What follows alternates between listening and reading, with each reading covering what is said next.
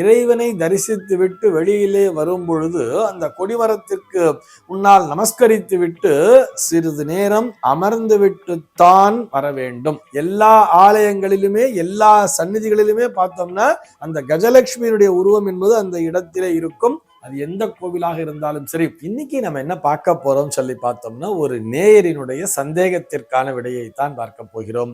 இந்த நேயர் என்ன கேட்டிருக்கார் அப்படின்னு சொல்லி பார்த்தோம்னா, பெருமாள் கோவில்களில் தரிசனத்தை முடித்துவிட்டு உட்காரக்கூடாது என்று சொல்கிறார்களே, அப்படி உட்கார்ந்தால் லக்ஷ்மி தேவியானவள் கோவிலிலேயே தங்கி விடுவாள், வீட்டிற்கு வரமாட்டாள் என்றெல்லாம் சொல்கிறார்களே, இது உண்மையா என்பதுதான் அவருடைய சந்தேகமாக இருக்கிறது.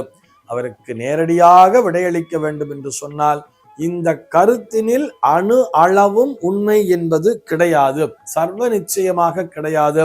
இது போன்று சொல்லப்படுவதெல்லாம் மூட நம்பிக்கையே, அதை நீங்கள் நம்ப வேண்டாம் என்பதுதான். பெருமாள் கோவிலாகட்டும் அல்லது சிவன் கோவிலாகட்டும் அல்லது மாரியம்மன் கோவிலாகட்டும் அல்லது விநாயக பெருமானுடைய ஆலயமாகட்டும் அல்லது முருகப்பெருமானுடைய கோவிலாகட்டும், எந்த ஆலயமாக இருந்தாலும் சரி, இறைவனை தரிசித்து விட்டு வெளியிலே வரும் பொழுது அந்த கொடிமரத்திற்கு முன்னால் நமஸ்கரித்து விட்டு சிறிது நேரம் அமர்ந்து விட்டுத்தான் வர வேண்டும். சிறிது நேரம் அமர்ந்திருக்கும் பொழுது நம்முடைய மனதிலே நாம் என்னென்ன சந்நிதிகளை எல்லாம் தரிசித்து விட்டு வந்தோம் என்கின்ற அந்த சிந்தனையானது ஓடிக்கொண்டிருக்கும்.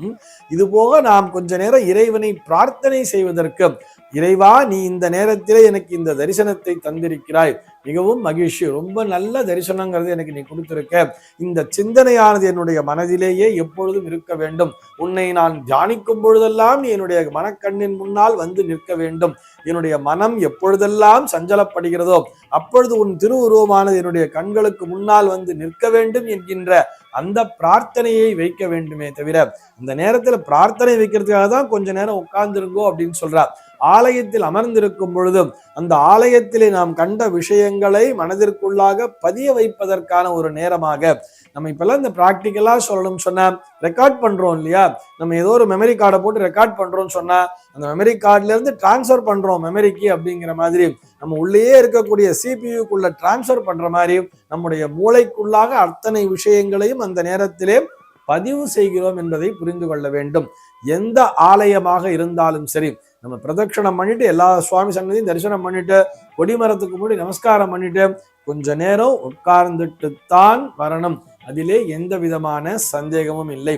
பெருமாள் கோவிலுக்கு போயிட்டு வந்தா அங்க போயிட்டு வரும்போது தாயார தரிசனம் பண்ணிட்டு வந்திருப்போம். தாயார தரிசனம் பண்ணிட்டு வரும்பொழுது நம்ம நேரா வீட்டுக்கு வந்தோம், அங்கேயே உட்காந்துட்டோம்னா தாயார் அங்கேயே தங்கிடுவா அப்படின்னு சொல்றதெல்லாம் முற்றிலும் கற்பனையான விஷயமே. இதுல பெருமாள் கோவில் அப்படிங்கிற ஒரு விஷயத்த நீங்க மென்ஷன் பண்ணிருக்கீங்க. பெருமாள் கோவிலுடைய தரிசனம் எப்படி தெரியுமா பண்ணணும்? முதல்ல நேரா போகும் பொழுது, நேரா அந்த கொடிமரத்தை தாண்டி உள்ளே செல்லும் பொழுது முதல்ல தாயார் சன்னதிக்கு தான் போகணும்னு சொல்றது. பெருமாள் கோவிலை பொறுத்தவரை முதல்ல தாயார் சன்னதிக்கு போயிடணும். தாயாரை சேவிச்சுட்டு அதுக்கப்புறம் பரிவாரங்கள்லாம் தரிசனம் பண்ணிட்டே நேரா பெருமாள் சன்னதியில போய் பெருமாளை தரிசனம் பண்ணிட்டு அதற்கப்புறம் வெளியில வரணும்னு சொல்றது. முதல்ல தாயாருக்கு தான் அங்க ப்ரிஃபரன்ஸ் கொடுத்துருக்கா. தாயாரை தரிசனம் பண்ணிட்டு தான் பெருமாளையே தரிசனம் பண்ண போறோம். இதுல எப்படி தாயார் அங்கேயே தங்கிடுவா, நம்ம கூட வரமாட்டான்னு சொல்றதெல்லாம் எதுவுமே கிடையாது. நம்ம தரிசனம் பண்ணும் பொழுது, ஏன் பெருமாள் கோயில்ல தாயார் அங்கேயே இருந்தா தப்பா என்ன? அங்கேயே தான் இருக்கட்டுமே, வர்ற பக்தர்களுக்கெல்லாம் தரிசனம் தர வேண்டாமா? உங்க கூட வீட்டுக்கு வந்துட்டா போதுமா? அதையும் யோசிக்கணும்ல. நமக்கு தேவை என்ன? அம்பிகையினுடைய அருள் என்பது தானே.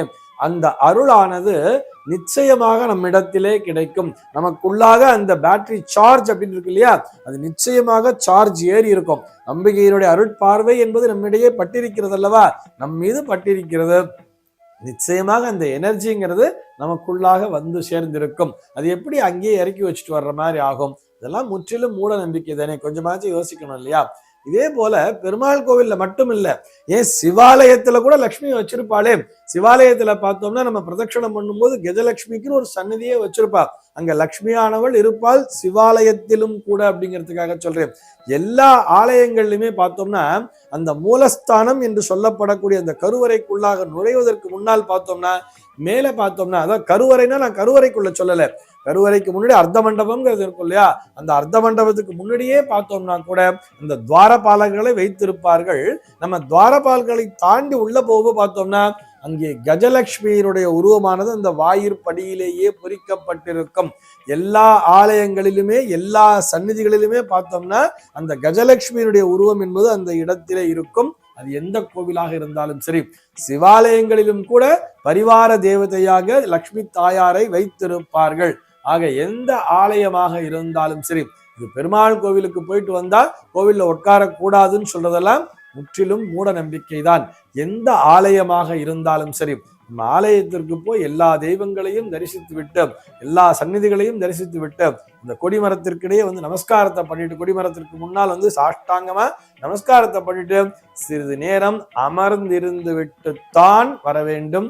அதிலே எந்த விதமான சந்தேகமும் இல்லை. இது போன்ற சந்தேகங்கள் உங்கள் மனதிலே தோன்றலாம். உங்கள் மனதிலே தோன்றக்கூடிய சந்தேகங்களை கீழே உள்ள வாட்ஸ்அப் எண்ணிற்கு அனுப்புங்கள். நம்முடைய அர்த்தமுள்ள ஆன்மீகம் பகுதியில் அவை பற்றி விரிவாக விவாதிக்கலாம். சர்வே ஜனாஹ சுகினோ பவந்து.